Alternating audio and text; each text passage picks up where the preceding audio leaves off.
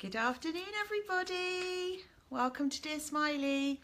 It's 2 o'clock on Wednesday afternoon, and we are here to shine a light on another family struggle in the hope that we can help other people who've got the same struggle, because we don't want people to struggle on their own. We want to help them. So how are you all doing? How are you doing? It's Wednesday, hump day. Have you had a nice week? A nice week? Did you have a good Mother's Day? It was Mother's Day on Sunday, wasn't it?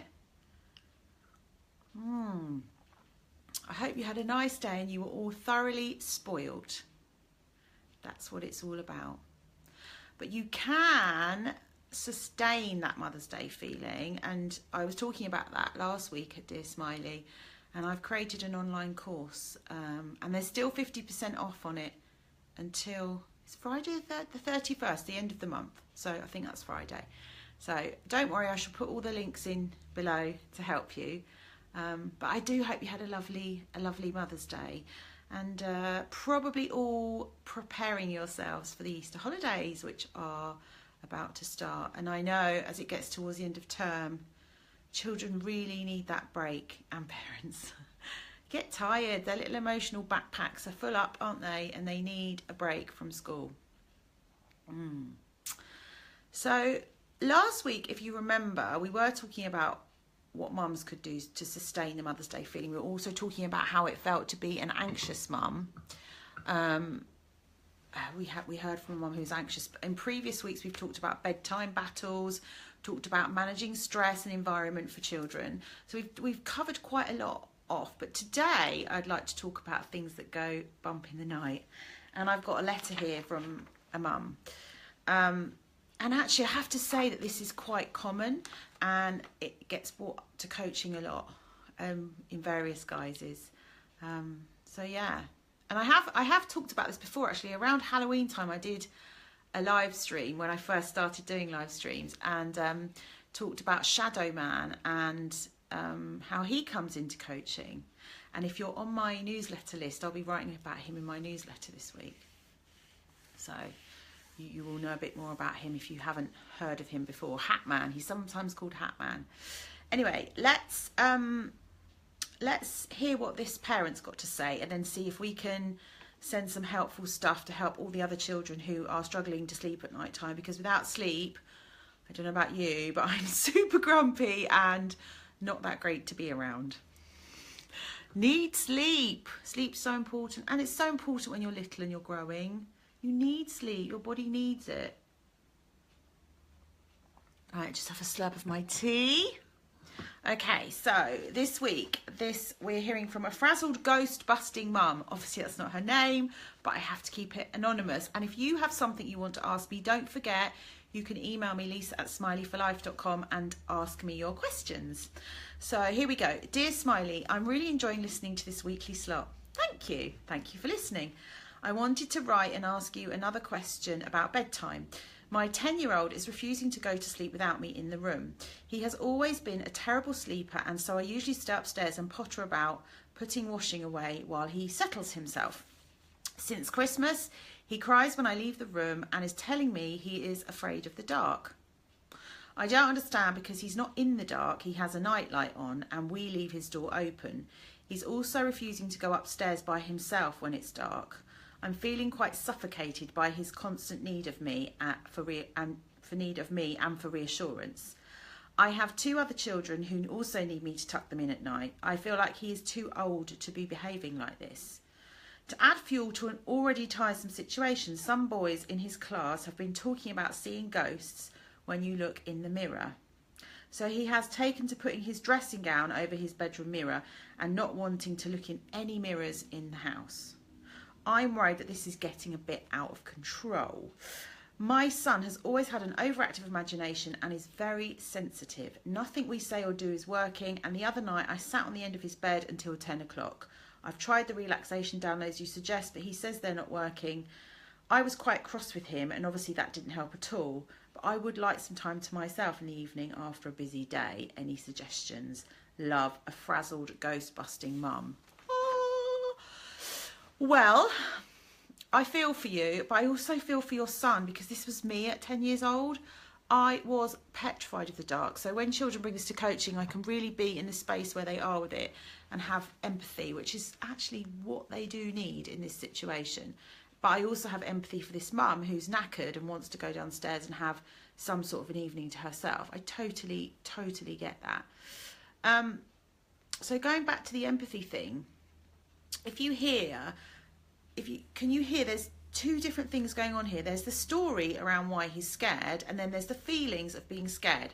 Okay, we're not bothered about the story, although we're not going to dismiss ghosts in the mirror or any other thing that shows up. So what else shows up in my coaching room? Clowns, spiders, monsters, aliens, Splendor Man, who's the one out of Harry Potter? Voldemort. Is it Voldemort? I don't know because I haven't watched Harry Potter. Sorry. But also what these children do is they watch these things that scare them, and then they say, I know they scare me, but I can't stop watching them. But I just feel like I want to watch them, and then they get really scary, and I thought, well, that's interesting. It's almost like a compulsion to watch something which scares you. So I took it to my supervisor and I said to her, what's the deal with kids doing that? And is that okay? And she said to me, kids need to feel that scared in a safe, controlled environment where they can get scared and know that they're okay. And it's actually, they'll take themselves right to the edge of being scared and then they can bring themselves back again. So that's what that compulsion is. I know it's really scary. It's a bit like, did you ever, when you were in front of the TV watching something really scary when you were little, did you ever do like cushions up, on a scary bit? So don't worry too much about if they're doing that. But the story around whatever's scaring him is just the story. It's actually the feelings of being scared, the anxiety, what's going on in the body that's causing that. And that is obviously being caused by the thoughts in the mind. So if you follow my blog, you know I've already written a post, 4 Real Truths About Anxiety, which explains how there's a mind-body connection. So every thought we have creates a feeling in our body, and that affects how we behave.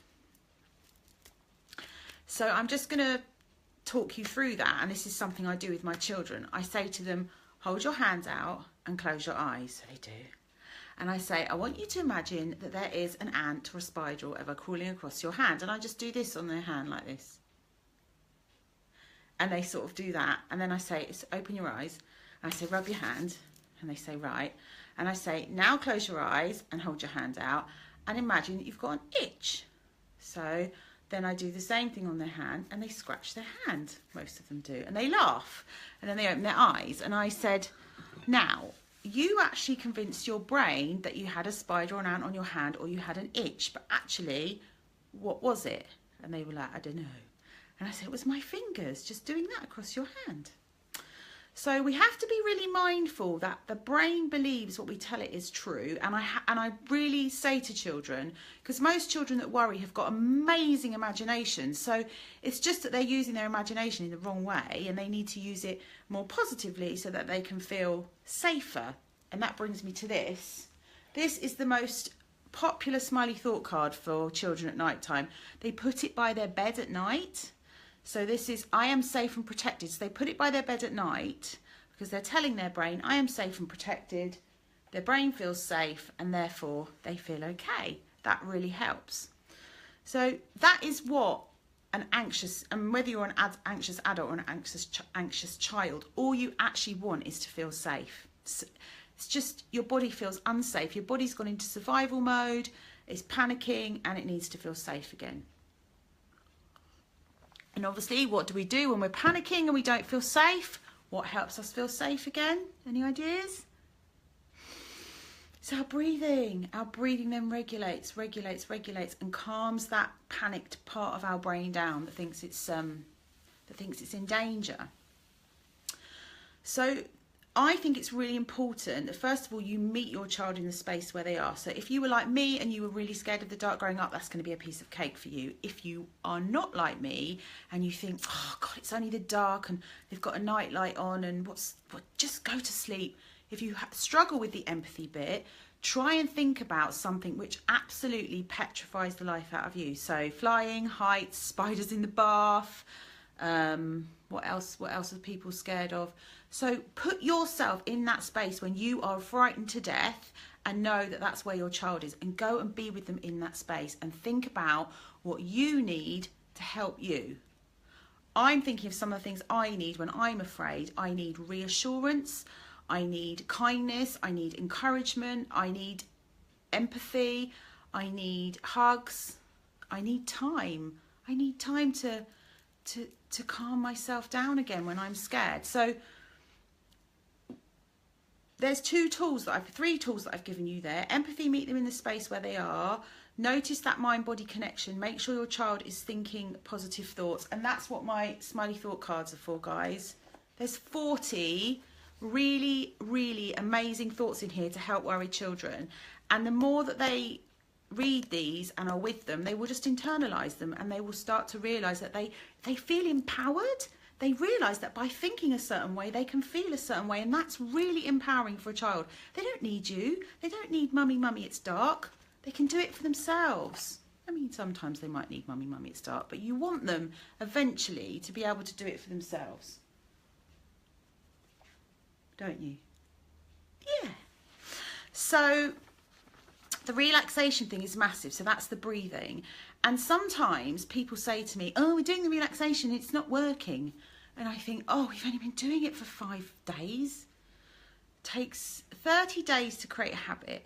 And relaxation or mindfulness, or whatever you want to call it, some children do guided visualization. So they tell a story in their brain and they go off and imagine stuff. It has a cumulative effect, so it builds. So basically, if you listen to that every night for a month, which is what all my kids who come on my coaching programs, one-to-one coaching programs do, they feel so much better. It's like plopping a Barocca in water. Just dissolves all of that anxiety, all that anger, anything they might be carrying in their emotional backpacks. So there are some downloads on my YouTube channel, free ones for you to try, and there's also lots of blog posts about the benefits of mindfulness and relaxation. But it is literally, if you can do it now, put your hands on your tummy, for me, because I want you to blow your tummy out like you've eaten a big fat Christmas dinner. Breathe in, blow your tummy out, and breathe out. And let your tummy sink back in. Now, you can't make your in-breath longer because you can only take up so much oxygen in your lungs, but your out-breath can go on and on and on and on and on and on, like when you're swimming underwater. So if you can get your kids to breathe in for 2, out for 3, in for 2, out for 4, in for 2, out for 5, and keep lengthening the out-breath till they, and what will happen is they will start to relax. They need to be in their bodies, guys, not in their heads. Warriors live up here.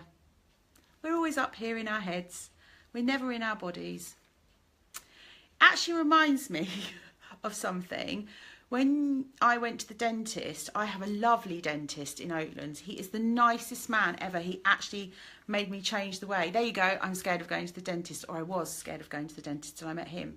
And when I sat in the chair, not only would he just chat to me and get me really relaxed, he told me to wiggle my toes. So concentrating on wiggling my toes, spit the same, ladies, when you go for a smear test. Then you relax in your body, and you're nice and relaxed. And the breathing really, really helps with that. So they are things that I think are helpful. Also, I think children who are highly sensitive need to learn to zip up their energy. So on my Secret Ingredients to Self-Confidence workshop, we do all of this stuff. We do all of this, think positively, zip up your energy. We do relaxation. And I'll put the link in because the next one is on the 23rd of April. It's on a Sunday. And then the follow-up one is on the 7th of May. So we have two-hour slots where they learn all this stuff. But we teach the kids to zip up their energy, and we say, when you're sensitive, you walk around and everyone's stuff sticks to you like Velcro, and you come home and you have a huge meltdown because not only are you carrying all the stuff that you've had to deal with all day at school, but you're carrying everyone else's stuff. And if there's stuff going on at home in the family or between mum and dad, Velcro, it all sticks to you, and then you're primed to have a meltdown at any point. So that's another reason why you should zip up your energy, and you should do relaxation, Barocca, dissolve it all. And it does take time to build up, and you have to cultivate it as a habit. So we need to cultivate things for habit. And I notice with my kids who come to coaching, when we start doing the relaxation first week in, they're like, I love it, I'm sleeping better, I'm not thinking about anything else, I'm having really good sleeps and I feel great. And then about 10, 11, 12 days in, they come back the next week. Nah, didn't do it this week, haven't had time. And they start to resist it. And apparently when things are changing in your body, that's because of a chemical reaction in your body that feels a bit, because you're going from how you used to be to how you want to be. And you kind of have to get through that feeling. It's a technical term, that one. You have to get through it to make it through to the change. So you need to kind of go the first week when it's good, push through the change, and then get to the end of your 30 days, 40 days. They change it all the time, but I reckon it does take about a month to create new habits. So, and you can do that. And what helps is when you've got visual cues, so when you tick stuff off, you tick it off so you can see yourself doing it every day. That's what these calendars are for, guys. They come with the smiley boosting stickers to help you make these changes. And have a visual cue, something to remind you of what you want to do. So what have I got on mine? I've got Get Creative, I've got Relaxation, which is my breathing, and I've got Screen Free, and I've got a Smiley Thought Card reading. Oh, so that reminds me, on Sunday, it's my favourite doing these. On Sunday, I will be here at 10 o'clock, I think it is, with my Smiley Thought Cards, and all the kids put their names and ages down, and I will do a reading for each one of them, and they love it. Last time I was on live for about 45 minutes, and I was doing them for mums, and it was so much fun. So if you're around on Sunday and you want to get your kid's name down on the list, go to the events page here on Facebook, and you'll see it's scheduled in for Sunday at 10 o'clock. Put your child's name down and their age, and even if you don't listen, if you don't catch the live on Sunday, you'll hear your message back on the recording, and your child will want to watch it over and over again. It's brilliant. It's really good fun. But yeah, Carly, it is. It's awesome, isn't it? It's really good fun. Oh, I'm so glad you're coming. I'm so glad you're coming. So I do those once a month, actually, because I just think I like it. I like it with the children. I love seeing their reaction to it, because it's always really, really positive, and that's what we like, to send out happy vibe. So I hope that helps this mum. But also I've got another thing for you. I have written a blog post this week, so it's over on my blog, smileyforlife.com/spooky, SPOOKY. And on the blog, I have written a step-by-step guide to dealing with a worried child at night time. So I've suggested things you can say, what you can do to help them. So there's a whole blog post. I think you'll find it really helpful, a step-by-step guide. And obviously, as I said, with anything new, it takes practice. So just be with it and practice it. And let me know how you get on, because I'd like to hear how you get on with that. So that's over on the blog, smileyforlife.com/spooky. Spooky, actually. Spooky. Say it properly. What else do I want to tell you about? What else do I want to tell you? Were any of you guys scared of the dark growing up? I don't know if any of you guys, speak up if you were. There's nothing to be ashamed of. I'm sometimes scared of the dark now. If I come back to my flat late at night and, you know, all the lights are out, I put the torch on my phone and I come in and it's a bit like duh, duh, duh, duh, duh, looking behind all the doors. I still do it. And I did it when I was a kid. And I feel like, and it sounds weird, and maybe if you're like me, you'll get it if you're sensitive. I feel like when the darkness comes, something happens to me, and I feel like I'm super sensitive, or my sensitivity, or my darkness radar is just on, and I everything feels a bit weird at night time. Perhaps I'm a witch. Perhaps I was a witch in a previous life. Ah, scared of heights, Carly. And yes, but Clay, you had a haunted house. Now that's the other thing. Children talk to me about things that they see in coaching.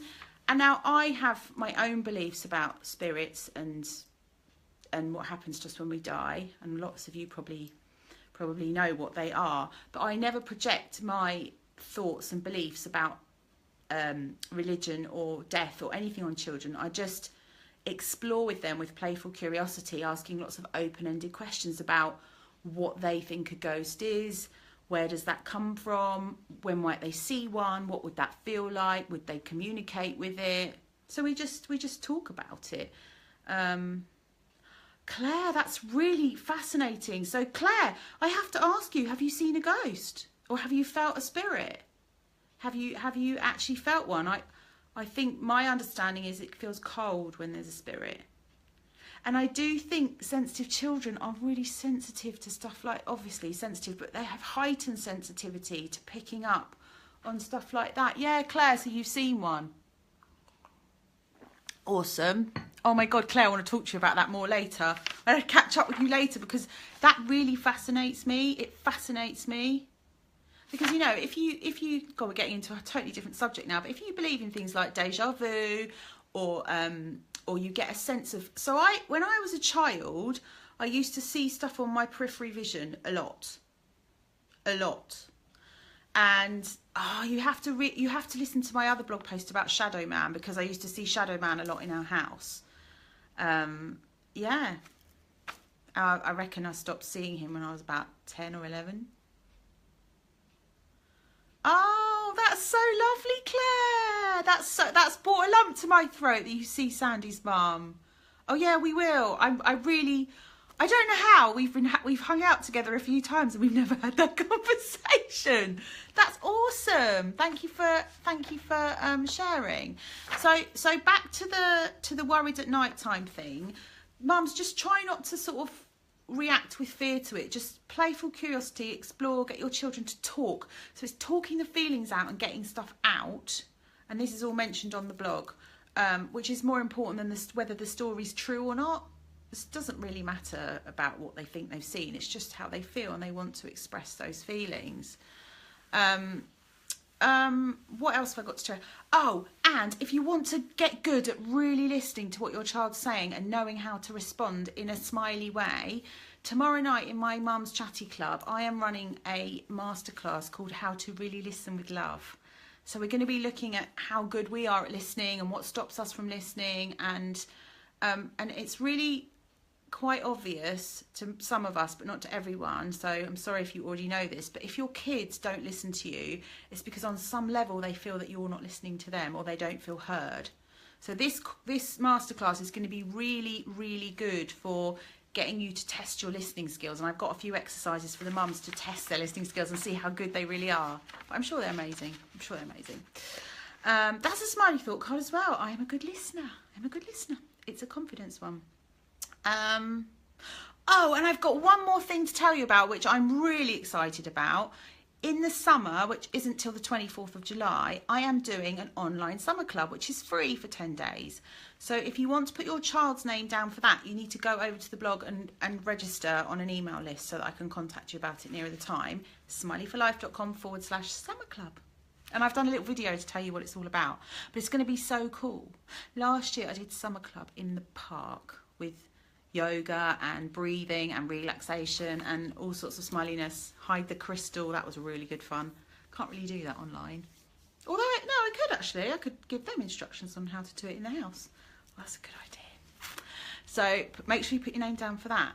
Has anyone got any questions about worried children at night time? I do think things go bump in the night. I think everything at night time, when you're lying in the darkness and it's just you and your imagination, if you don't know how to use your mind properly, it can just completely run away with you. And it can be really frightening for some children.